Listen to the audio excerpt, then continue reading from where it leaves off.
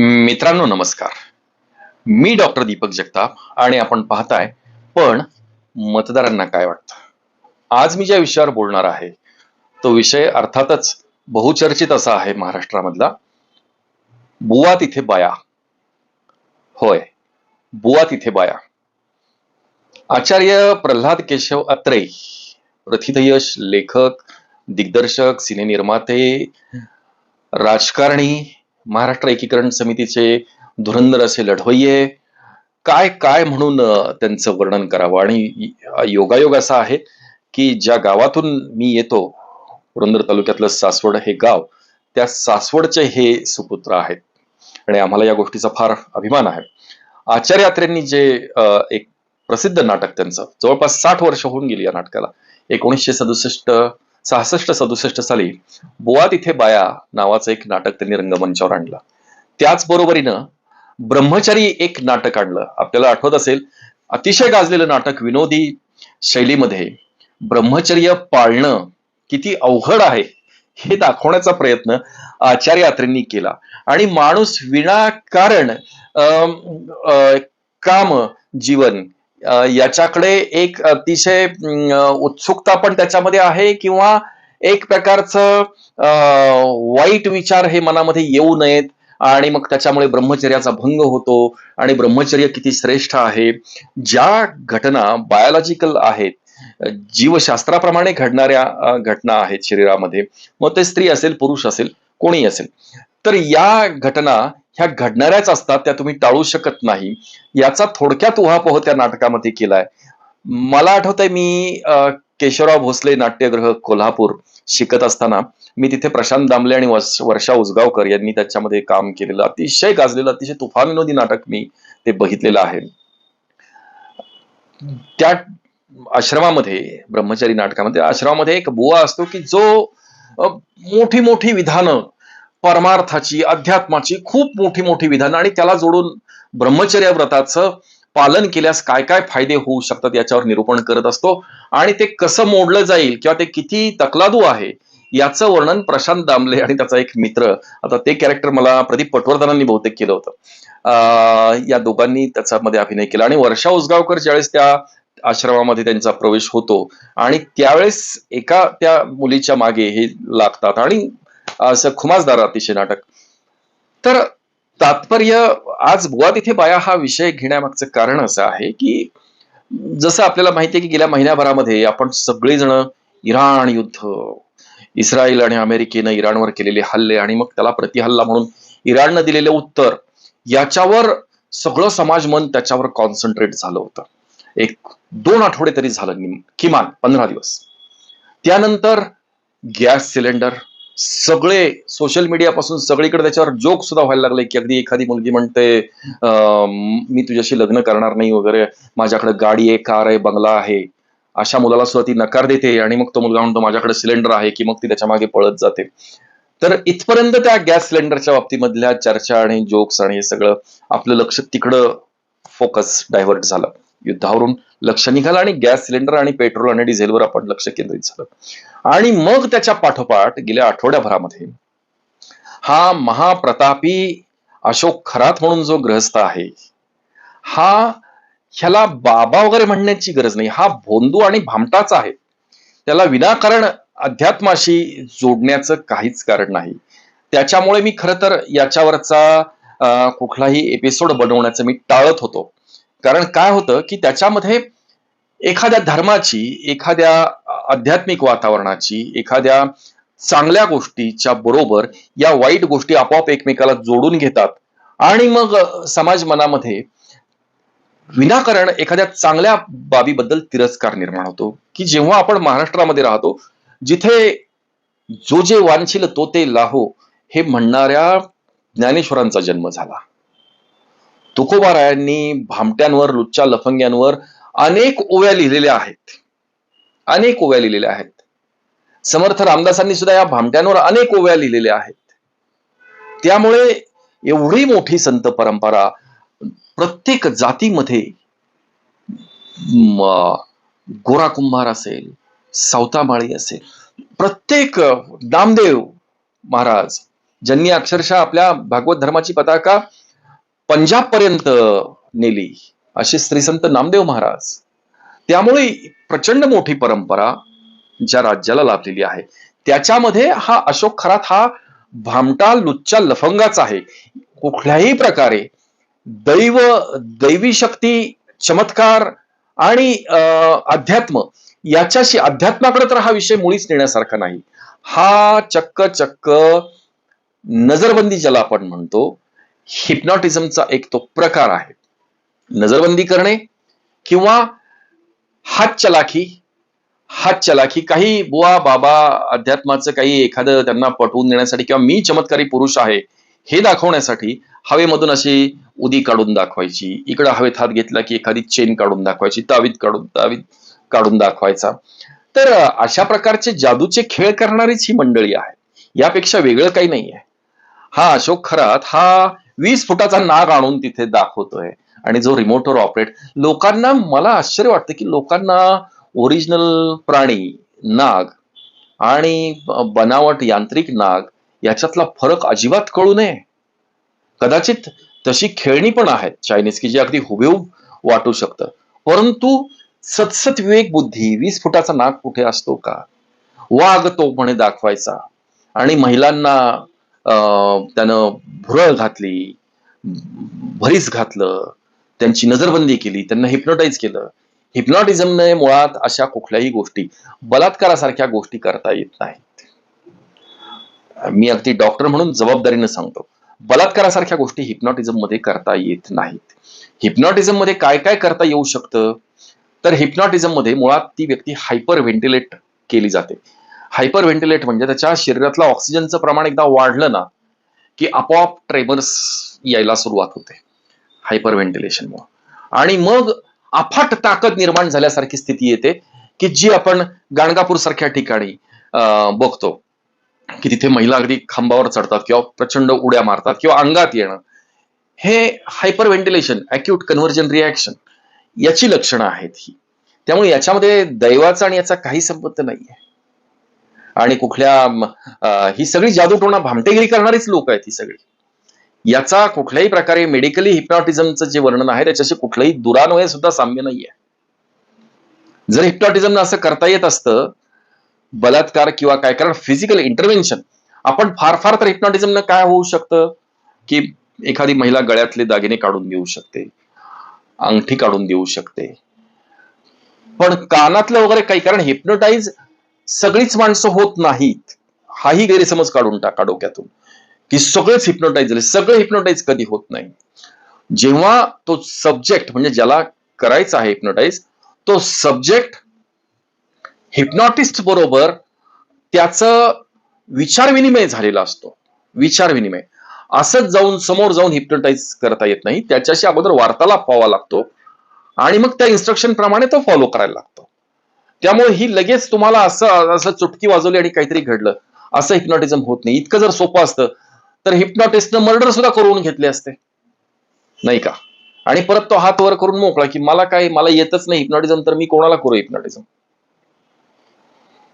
एखाद्यानं जर उद्या सांगतील की मी हिप्नोटाईज झालो होतो आणि ह्याच्या भरामध्ये मी मर्डर केला, अशी कुठली घटना ऐकली आहे का?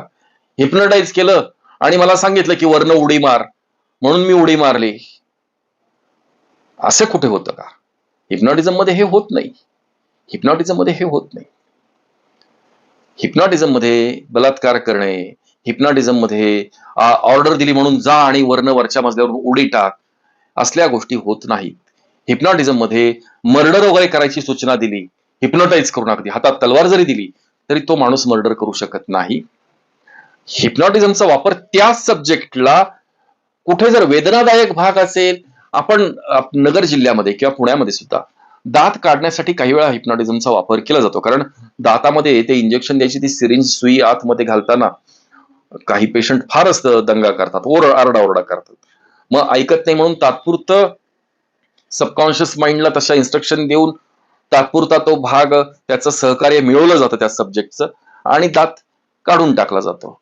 हिप्नॉटिझम मध्ये आपण बघितलं असेल की हिप्नॉटिझम मध्ये जर त्या हिप्नॉटिस्टनं बॉडी स्टिफ कर म्हणून ऑर्डर जर दिली तर बॉडी एकदम लाकडासारखी कडक करू शकतो. मग इकडे एक बेंच स्टूलवर आणि इकडे एका स्टूलवर आणि आडवं झोपून त्याच्यात बाकासारखा वापर करून त्याच्यावर माणूस उभा पण राहतो, बसून दाखवतो आपल्याला. या प्रयोगापर्यंत गोष्टी ठीक आहेत. याशिवाय बलात्कार, मर्डर, आत्महत्या ह्या गोष्टी हिप्नॉटिझम मध्ये करता येत नाहीत. असे जर कोणाचे गैरसमज असतील तर ते डोक्यातून काढून टाका. हा अशोक खरात हा भामटाच आहे, हा लुच्चा लफंगाच आहे.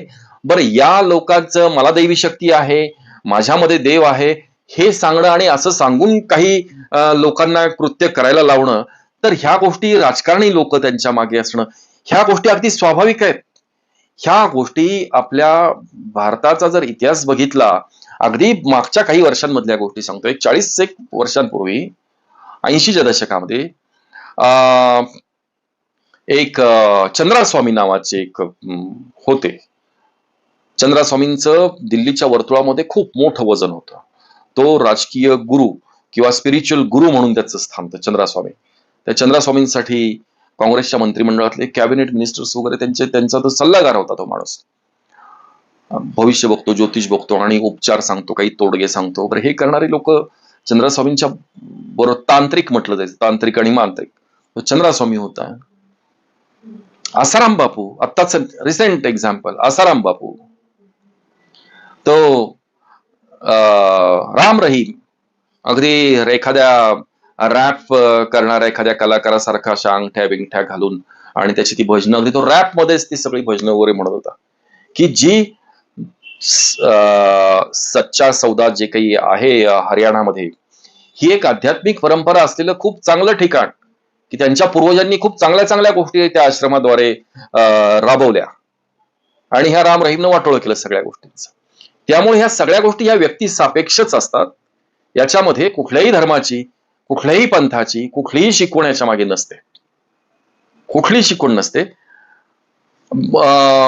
आता ते भय्यूजी महाराज, त्यांच्या बरोबर कितीतरी राजकारणी लोक त्यांच्या मागे पुढे असायची आणि एक दिवस त्यांना स्वतःच टेन्शन सांभाळता नाही आलं आणि मग त्याच्यामध्ये त्यांनी आत्महत्या करून टाकली. त्यामुळे ह्या सगळ्या ज्या गोष्टी असतात ह्या व्यक्तिसापेक्ष असतात. याच्यामध्ये राजकारणी लोक पूर्वापार गेली अनेक वर्ष, आसाराम बापू असेल, हा राम रहीम असेल, याच्याकडे पायावर लोटांगण, कारण हे सतसत विवेक बुद्धी. कॉम्प्युटर बाबा दिग्विजय सिंगांचा ऍडव्हायझर, मध्य प्रदेशचे माजी मुख्यमंत्री आणि केंद्रीय मंत्री सुद्धा, त्यांचा ह्या 2019च्या निवडणुकीमध्ये कॉम्प्युटर बाबाने काहीतरी चक्र आखून दिलं होतं. तिथे ते दिग्गीराजांचं काहीतरी विधी तो पार पडत. हे असले उद्योग करणारे नाठाळ मंडळी समाजामध्ये भरपूर आहेत, भरपूर आहेत. त्यांना बळी पडायचं की नाही हे ज्याच्या आतमध्ये सतसत विवेक बुद्धी आहे यानं ठरवायचं आहे, मग तो स्त्री असेल किंवा पुरुष असेल. आता ह्या खरातचं सुद्धा भांड कसं फुटलं, त्याचा जो पीए कोण होता त्याने हे सगळ्याचं रेकॉर्डिंग, व्हिडिओ रेकॉर्डिंग केलं होतं स्पाय कॅमेरे बसवून, आणि मग त्याला पैसे पाहिजे होते. म्हणजे बघा, जर यानं अशोक खरातनं ह्याला 5 कोटी दिले असते, कारण हाच 2000 कोटीचा मालक आहे, जर 5 कोटी दिले असते तर हे प्रकरण आणखीन वर्षानुवर्ष लांबत राहिलं असतं. सगळ्यात मोठी जी कायदेशीर किंवा जे प्रशासन, जे व्यवस्था आहे, पोलीस प्रशासन जे आहे किंवा महसूल विभाग जो आहे, यांच्या ह्या गोष्टी लक्षात यायला पाहिजेत. खरं तर हा अशोक खरात नावाचा माणूस किती ठिकाणी खरेदी करतोय, सगळीकडे सातबारे करत सुटलाय. महसूल अधिकाऱ्यांना हे माहित नाहीये. अहो, आम्ही साधं काही काम 40-50 हजाराच्या पुढचं काम असेल बँकेमध्ये, लगेच पॅन कार्ड नंबर मागतात. आता किती वेळा पॅन कार्ड जोडायचं? डॉक्टर दीपक जगताप या नावाला पॅन कार्ड आणि आधार कार्ड, मोबाईलसाठी केवायसी त्याचीच आहे, सिम कार्ड साठी केवायसी त्याचीच आहे, बँकेतल्या सगळ्या खात्यांसाठी केवायसी म्हणून तेच आहे. आणखीन कुठली माझी संस्थेमध्ये मी ज्या काम करतो तिथे केवायसी साठी हीच डॉक्युमेंट लागतात, माझं मेडिकलचं रजिस्ट्रेशन साठी हीच डॉक्युमेंट लागतात. आणि तरी सुद्धा काही 50,000च्या पुढचा व्यवहार असेल तरी परत तिथे ताजं लिहावं लागतं, आधार नंबर आणि पॅन कार्ड नंबर आणि मोबाईल नंबर सुद्धा. मग हा खरात शिर्डीला विमानात बसला, ही जमीन आवडली तो प्लॉट घेऊन टाका, इकडं सिन्नरला 12-15 एकर आवडली ती घेऊन टाका, आणखीन कुठं 70-75 एकर नाशिकला आवडली ते घेऊन टाका. 2-2 हजार कोटींची माया जो माणूस गोळा करतोय, महसूल खात्याला याचा सुगावा कसा लागत नाही? आणि पोलीस प्रशासनाचं सुद्धा आश्चर्यच आहे. 2005 मध्ये नाशिक सकाळची जी आवृत्ती आहे, तिथे एका चांगल्या पत्रकारानं 10 लेखांची मालिका लिहिली होती ह्या भामट्याबद्दल, ह्या खरातबद्दल 10 लेखांची मालिका लिहिलेली होती. तो काय काय उद्योग करतोय सगळं 10 लेखांमध्ये लिहिलेलं होतं. तरी पोलिसांनी साधा सर्च घेऊ नये. ही कमाल वाटते या सगळ्या गोष्टींची. आणि याला बळी पडणाऱ्या ज्या महिला माता भगिनी आहेत, म्हणजे आपलं थोडं सुद्धा बुद्धी किंवा सत्सत विवेक बुद्धी शाबूत नसावी का? त्याच हे द्योतक आहे. त्याच द्योतक आहे. काल परवा परत पिंपरी चिंचवडला वैद्य म्हणून कोणतरी वसईचा रहिवासी आहे, तो मी महादेवाचा का शंकराचा काय अवतार आहे म्हणून, आणि तोही कुठल्या तरी महिलांना बरोबर त्याचे उद्योग चालले होते. शाळेच्या बसवर जे वॉचमन म्हणून जे पाठवले जातात त्या लोकांचे उद्योग, आपण स्कूल बसमध्ये केलेले उद्योग वगैरे हे आपण बातम्या सतत ऐकत असतो. त्यामुळे असल्या भामट्या लुच्च्या लफंग्यांसाठी कुठलाही जात धर्म नसतो, धार्मिक आध्यात्मिक अधिष्ठान कुठलंही नसतं. हे प्युअरली आणि प्युअरली समोरच्या माणसाच्या मनाचा विकनेस शोधत असतात. त्या माणसाचं मनानं तो विकलांग आहे हे लक्षात आलं की मग त्याला आर्थिकदृष्ट्या, शारीरिकदृष्ट्या सगळ्या दृष्टीनं हानी पोचवू शकतात. अहो, बिल्डर एक पुण्यामधलं 90 लाख रुपये कॅश दिली त्या माणसानं, का तर मरणाची भीती दाखवली. 90 लाख म्हणतात कशाला? त्याच्या पैशावर 27 देश तो खरात फिरून आलाय. अर्जेंटिना, ब्राझील, जर्मनी, स्वित्झर्लंड, 27 देश त्या बिल्डरच्या पैशातून फिरून आलाय. असा कित्येक लोकांना त्याने गंडा घातला असणार. आणि मग दीपक केसरकर असतील, एकनाथराव शिंदे असतील, अमित शहाबरोबर फोटो दिसत आहेत, देवेंद्र फडणवीसांबरोबर फोटो दिसत आहेत, रुपाली चाकणकर तर त्यांच्या कुठल्या त्या शैनेश्वर काय देवस्थान त्याच्यावर तर त्या डायरेक्टर म्हणून आहेत. आणि मग नंतर म्हणायचं हा भामटा आहे, अमका आहे. या गोष्टी तुमच्याकडे सगळी यंत्रणा असते हो. महसूल विभाग असतो, पोलीस विभाग असतो, तुमचं LIB जी गोपनीयरित्या त्या एखाद्या भागामध्ये काही उठाव होतोय का, जाती जातींमध्ये काही तेढ निर्माण होतीये का, सामाजिक शांतता काय प्रकारची आहे, गुंडगिरीचं काय स्टेटस आहे, अवैध दारू गांजा मटका याचा काय कितपत उद्योग चालतोय, हे सगळ्यावर लक्ष ठेवायला आणि राजकीय लोकांवर सुद्धा लक्ष ठेवायला LIB नावाची एक संस्था काम करत असते, पोलिसांची गुप्तचर यंत्रणा. त्यांना ही लोक 20-25 वर्ष डोळ्यात येत नाहीत, नजरेत भरत नाहीत. हे आश्चर्य करण्यासारख्या गोष्टी आहेत. आणि अघोरी उपचार, आता तर त्याच्यावर संशोधन असं चाललंय की यानं कदाचित नरबळी दिले असण्याची शक्यता आहे. असूही शकतं. त्याच्याकडे बंदुकीचं लायसन्स आहे, रिव्हॉल्वर त्याच्याकडे आहे, हा नरबळी सुद्धा देऊ शकतो खरात. याचा शोध घ्यावा लागेल. आता एक गोष्ट याच्यातली चांगली झाली की देवाभाऊंनी स्वतः देवाभाऊंकडे, नंतर आपले पोलीस महासंचालक दाते आणि त्या नाशिकचे SP या तिघांनाच ही गोष्ट माहित होती. आणि अगदी बेसावत असताना त्याच्या घरावर वेगळीच बतावणी केली की चोर आलाय, चोर आलाय, चोर आलाय ह्या भागामध्ये, म्हणून सर्च घ्यायला म्हणून आतमध्ये शिरले पोलीस आणि त्या अशोक खरातला पकडला. म्हणजे त्याला कुठं मोबाईल वापरायला किंवा कशाला चान्सच दिला नाही, म्हणून हा भामटा सापडलाय. आता याच सगळं उकरून हे पोलीस खातं काढेल, कारण देवाभाऊंनी ही केस हातामध्ये घेतलेली आहे, त्यामुळे ह्याचं सगळ्याचं उत्खनन होईल, त्याला शिक्षा देखील होईल. तात्पर्य एवढंच आहे या सगळ्या प्रकरणाचं की 20-20, 25-25 वर्ष खरातच्या या सगळ्या घटनाक्रमातलं तात्पर्य फक्त एकच आहे की समाजानं अशा लोकांपासून सावध राहायला पाहिजे.